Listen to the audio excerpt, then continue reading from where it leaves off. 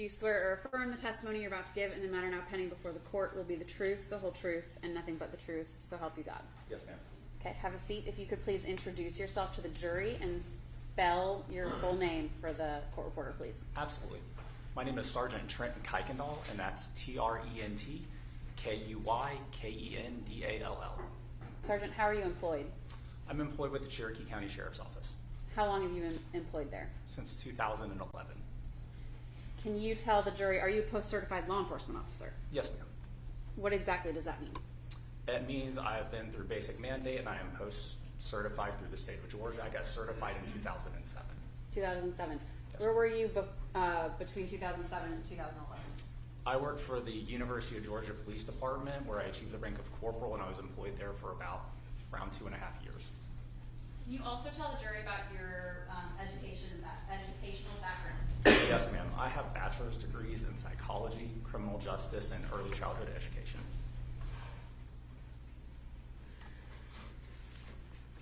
All right. Certainly. Yeah, if you could scoot up a little bit closer too.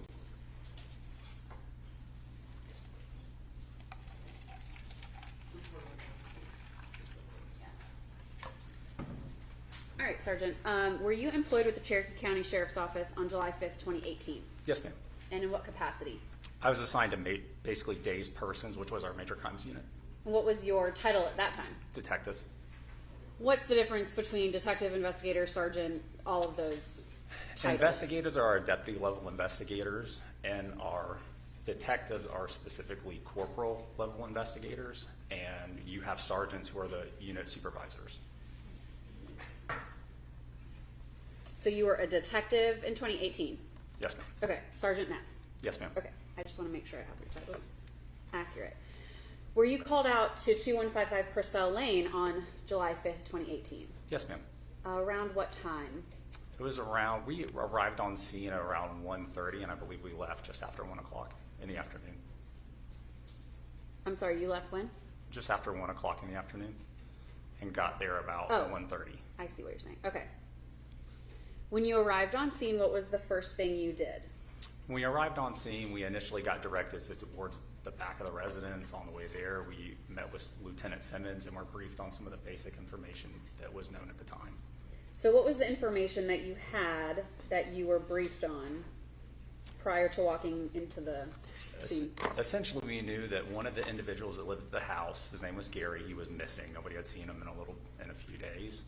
We knew that what were believed to be human remains were found on the fire that was in the back.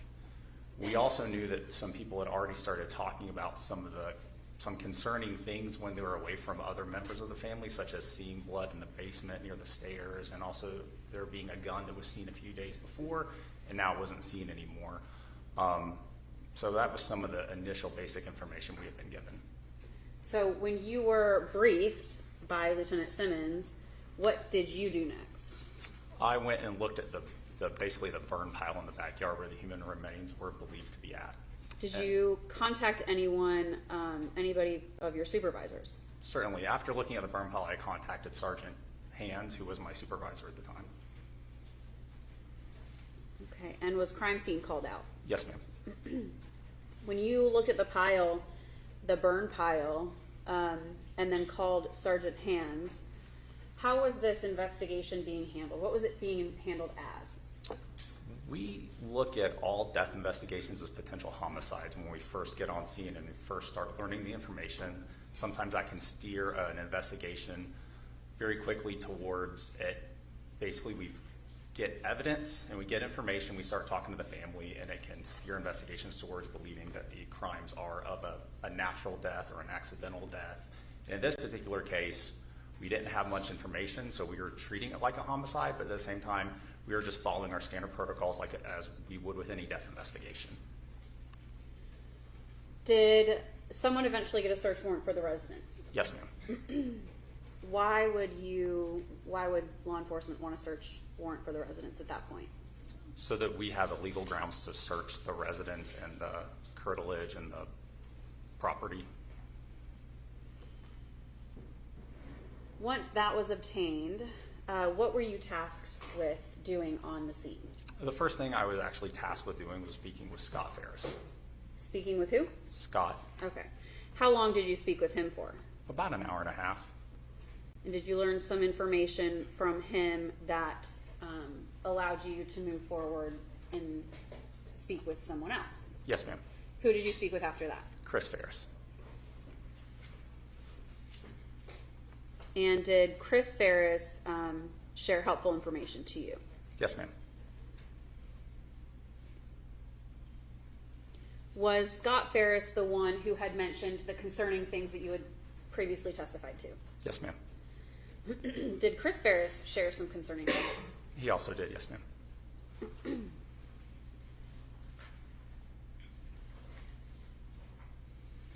Were you present when the fire detective, Shane Daniels, was there? Yes, ma'am, I was. And were you present when he checked Scott Farris and Melody Farris' hands? Yes, ma'am. Can you describe that process to the jury? Certainly. He had several buckets and he had some swabs. I didn't get a good look at what specific types of swabs they were, but I did take photographs of him going through this process because it's not a process I was very familiar with myself because I'm not a fire investigator. So we went ahead and tried to document that via photographs, and I had also talked to Scott previously and got his consent to do this as well. You were equipped with a camera? Yes. And you took photos throughout the night? Yes, ma'am. Okay. After standing with Shane Daniel when he checked Scott and Melody's hands, what was the next thing that you were tasked with? The next thing I ended up doing was standing by with the tractor, waiting on a member of the crime scene unit to come and process it. Why did you do that? Because it was a significant distance away from the house. We wanted to make sure it was secured. Why did you need to make sure it was secured? So that nobody could go over it. Once we realized the value of it and that we needed to process it, we wanted to make sure that there was no potential that anything could have happened to it in the meantime. So individuals that you interviewed had mentioned something about the tractor? Yes, ma'am. That interested you all? Yes, ma'am. In your investigation? Is that fair to say? Yes. Okay. So you stood by to make sure nothing happened to it? Yes. Okay.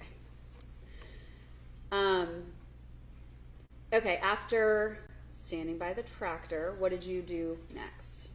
After the tractor was processed, I ended up back in the residence, and at one juncture, I asked the crime scene unit if I could assist with searching the basement area of the home. And when I did that, I did get permission to assist them, and when I did that, I found a projectile on the floor in the basement.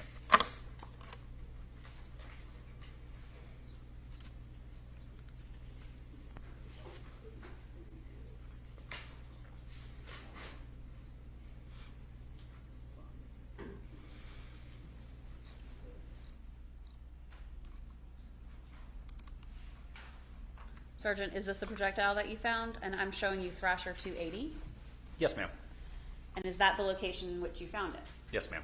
Did you touch it? No, ma'am. Did you move it? No, ma'am. Did you feel your foot kick it? No, I didn't. Just a closer view. Is that exactly how you found it? Yes, it is. What did you do once you found it? As soon as I found it, Lieutenant Ballard and Melanie Thrasher just so happened to be about 5 feet away from me, just on the other side of the chair next to the bar, and I immediately drew their attention to it so that they could collect it pursuant to their policies and procedures to maintain its forensic integrity. Once you found that, did you kind of search the rest of the area close by to see if there were any other projectiles or any holes or anything like that? As soon as I had found it, since they were right there and I got their attention, I let them handle more of that part of it. Because since I had found evidence, I didn't want to do anything that would jeopardize any other evidence in the location. After you found the projectile, did you search any other rooms in the house? Over the course of the evening, I had searched some other rooms in the house. I was following behind several other investigators. I wanted to search more, but just due to the nature of the investigation, as soon as I would start to begin to search a room, within moments I'd be called away and asked a question or need to brief somebody on information I had. So I really didn't get the opportunity to search the house like I wanted to. But I did go back behind other investigators to research areas to see if we had missed anything. And I never found anything of note doing that. How long were you on scene that night? We were on scene until a decent bit after midnight. After your task of being inside the home and doing that portion of the investigation, did your role move to interviewing witnesses at some point? It did. Later it was a little after midnight, I ended up calling Chris again and speaking with him over the phone.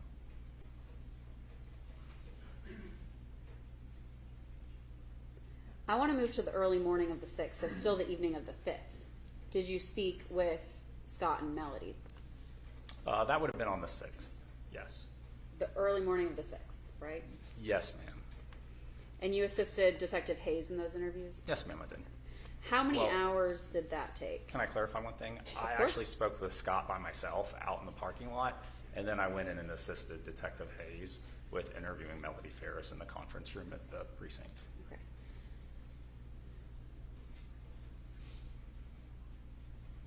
And how long did that take? I believe I spoke with Scott for about 15 minutes, roughly, and then I ended up speaking with Melody for almost 4 hours. And at some point during the 6th, did the crime scene open back up at the house? Yes, ma'am. Okay. And did you assist in securing that property once it was opened back up to the family? Yes, ma'am. I did go back to the house prior to going to the precinct. I want to go back to the house. You mentioned that you had taken some photos. Did you have the opportunity to take some photos in the kitchen of the kitchen counter, items that were on the kitchen counter? Yes, ma'am. Okay. May I approach the witness, Your Honor? Good. Sergeant, I'm showing you what has been previously marked as State's Exhibit Kuykendall 1, 2, 3, and 4. Go ahead and look at those for me. Do you recognize the items in those photos? Yes, ma'am. Are they fair and accurate depictions of the items that you saw in the home on the 5th? Yes, they are. State moves to tender into evidence states Kuykendall 1 through, what was the last number I gave you? I believe it's 4. 4. All right. Objection? No objection. You're good. All right, Sergeant, I want to go over those.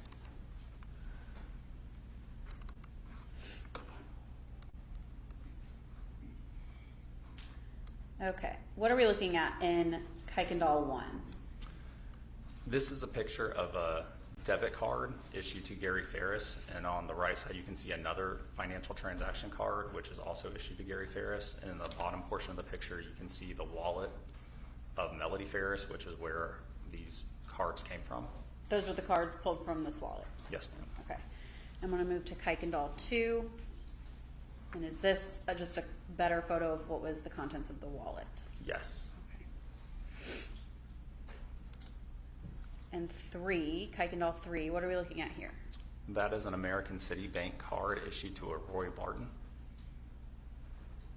And at the time, did anyone know who Roy Barton was? No, ma'am. And the last one, is this the back of that same card? Yes, ma'am. Okay, and that's Kuykendall 4.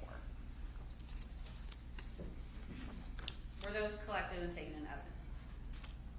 The Visa card assigned to Roy was taken into evidence, but I don't believe the other financial transaction cards were.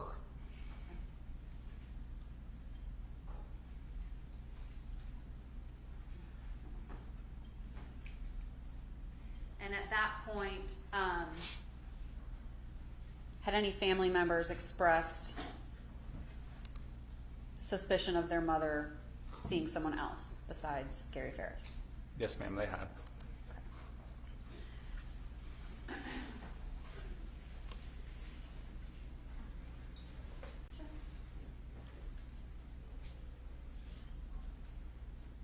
May I approach the witness, Your Honor? Good. I'm going to mark this as Kuykendall 9. I believe that's what this is. Judge, can we? Well, yeah, that's 9. Kuykendall 9. I'm sorry, I forgot that. Okay. No, my fault.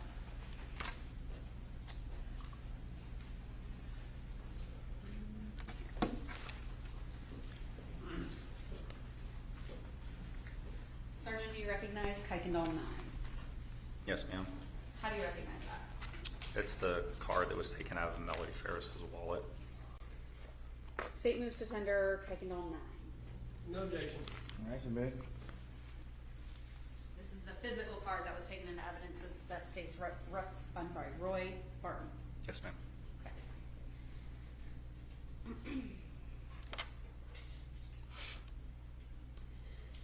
Okay, so then you spend several hours interviewing Melody Farris on the 6th. Yes, ma'am. All right. And you and Detective Hayes, was he in the room with you? Yes, ma'am. Okay. And at any point, was she threatened or promised anything? Did you expose a weapon, handcuffs, anything like that? No, ma'am. Was she under arrest at the time? No, she wasn't. I want to talk about the following day, the 7th, and we have a calendar there if it helps.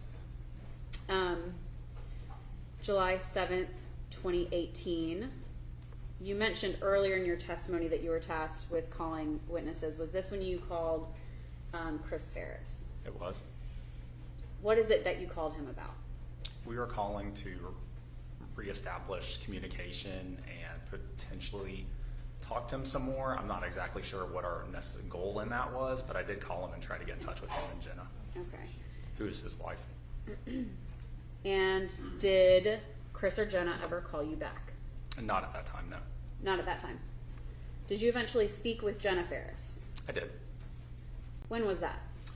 I believe I specifically spoke with her on Tuesday the 10th. Did you ever speak with Chris Farris again? Briefly on the 26th, they had reached back out to Detective Hayes, Scott and Chris did, to reestablish communication after not communicating with us for a while. And he had started that interview. It had gone on for, I guess, an hour or two before I was able to enter the room. And I came in just to see if I could be of any assistance to Detective Hayes. And that was later on in the month? Yes, ma'am. I think that was the 26th of July. Okay. Let's keep talking about the 7th, see what else you did in this case. After leaving those voicemails, did you reach out to anyone else? I got with Sergeant Pope, and we went to try to find several other people that we needed to speak to. The first of that was Terry Braswell. Okay, and who was Terry Braswell? He was a friend of Melody's. Did he live nearby? He did. After speaking with Mr. Braswell, what did you find out from Mr. Braswell that assisted in follow-up? In speaking with him, several things. He had gotten some phone calls from Melody Farris, so we spoke about that. In particular, we realized when looking at his phone that he had 2 phone numbers for Melody, and we obtained his consent to meet him back at the Free Home Precinct to forensically analyze his phone, which he consented to. Which was done. Yes, ma'am. After obtaining that information from Mr. Braswell on the 7th, what did you do next? We went and found Sherry Cooper, or also known as Sharon Cooper. Who's we? Sergeant Pope and I, I'm sorry. Where did you go to do that? At her house.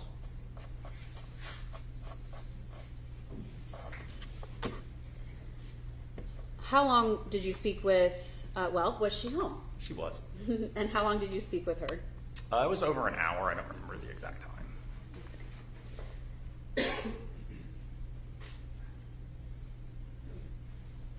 Your Honor, may I approach the witness? Sergeant, I'm showing you what's been previously marked as State's Exhibit Kuykendall 5 through 8. Can you please look at those for me? Do you recognize those photos? Yes, ma'am. Were you either the one who took them or were you there when they were taken? Yes, I was specifically the one who took these pictures. Okay, and are those fair and accurate representation of the items within them? Yes, ma'am. State moves to tender those exhibits. No objection. All right, they're admitted. All right, Sergeant, I'm going to walk you through those. We'll start with Kuykendall 5. What are we looking at here? That's a picture of the front of Sherry's residence with Sherry in the picture and her cell phone. Okay. Is this on the day that you spoke with her on July 7th of 2018? Yes, ma'am. And That's is that the date? Yes, ma'am. Okay.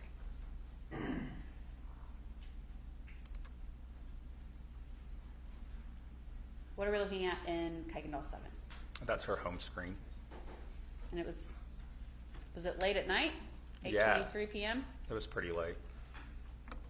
Did this case have people working long hours? It did. All right. And what are we looking at in Kuykendall 8? We were looking at a picture of Melody Walker, who is Melody Farris, and those are the 2 contact numbers that Sherry had for Melody in her phone. Okay, so Sherry also had 2 numbers. Yes, ma'am. So far, Sherry and Terry both had 2 phone numbers for Miss Farris. Yes, they both did. And did the family at this point, was the family expressing that she possibly had a second phone? Yes, ma'am. So that was of interest to you? It was.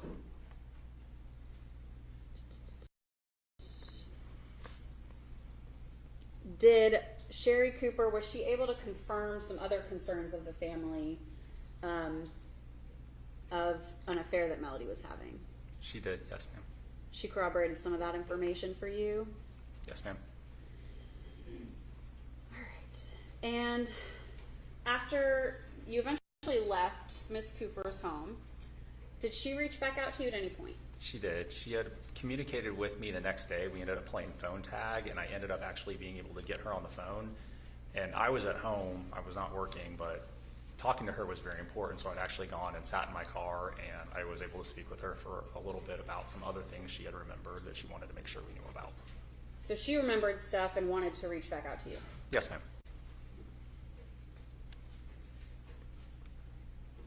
And at that time, was she able to shed light on Melody's state of mind in her marriage? Yes, ma'am.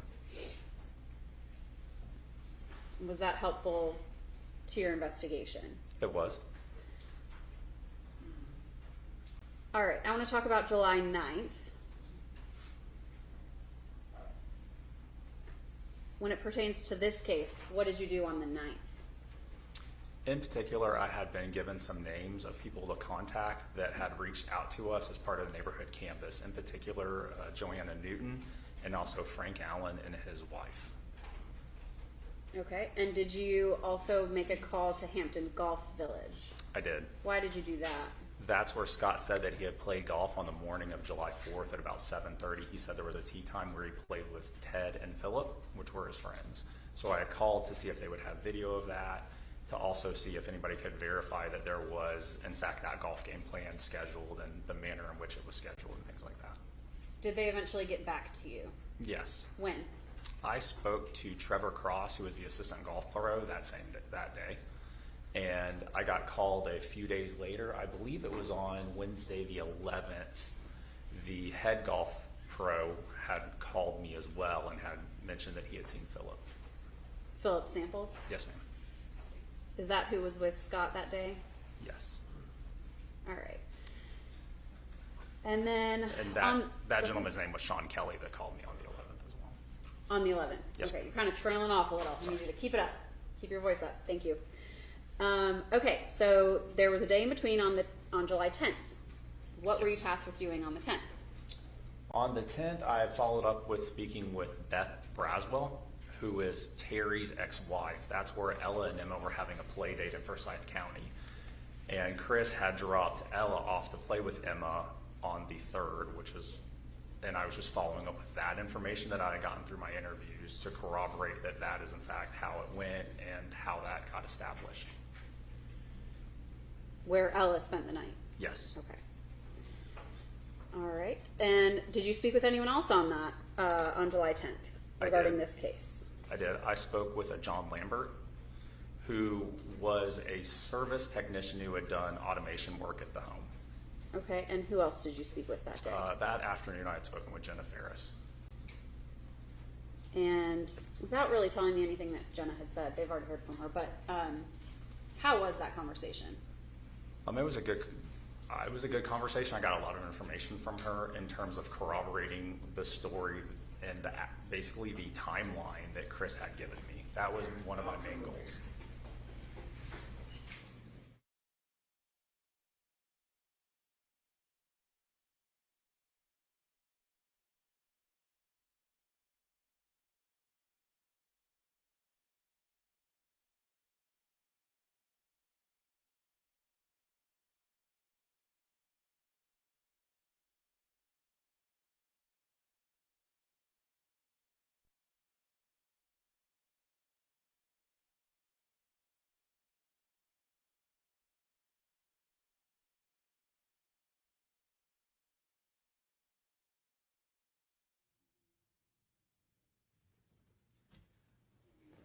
Was it a shorter conversation? Let me give them. Yes, ma'am. Let's give me some direction. Let's don't talk about what anyone else said. Let's don't put your opinion as to what was confirmed, not confirmed, established, or anything else based upon what anyone else told you. Just don't say it. Just stick to the question and don't comment on what anyone else told you unless there's a specific reason and Ms. Frankish asked you that question specifically. Yes. All right. So was it a shorter conversation with Jenna? It was. Okay, and she got off the phone with you kind of abruptly. Yes, ma'am. Okay. All right, and then on July 11th, did you have the opportunity to go down to Burn Foreman with Sergeant Westbrook? Yes, ma'am. Okay, why did you do that? To speak with Angela Phillips. Okay, and did you speak with anyone else when you went there? We spoke with Angela Phillips. They had their attorney representing them. His name was Nick Latito. And Eric Durlacher. We also spoke with him briefly. And did they give you some documents from Gary's office that day as well? I got a timesheet from them that day, but then over the course of about a month, I received several emails from Burr and Foreman. I believe they specifically, a lot of them came from Eric Durlacher himself. And in those documents, there was a lot of things that we... Yeah, not into the documents. Second, yeah. can y'all understand him? We've been going for a while. My ears are tired, so I can't Yeah, keep up with yeah. him. So slow down just a hair. Normally, I got to speak the softer. speed. I didn't think about the speed. Yes, you are a quick talker.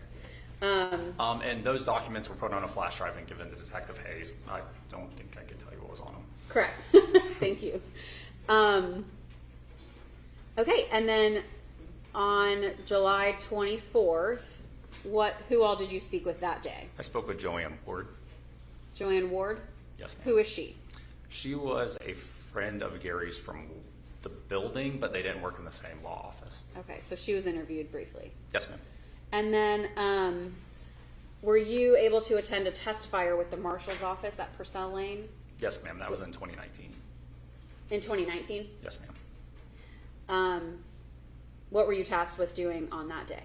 Standing by with one of the marshal's officers up in Scott's area of the barn. And then I only have a couple more things to go over with you.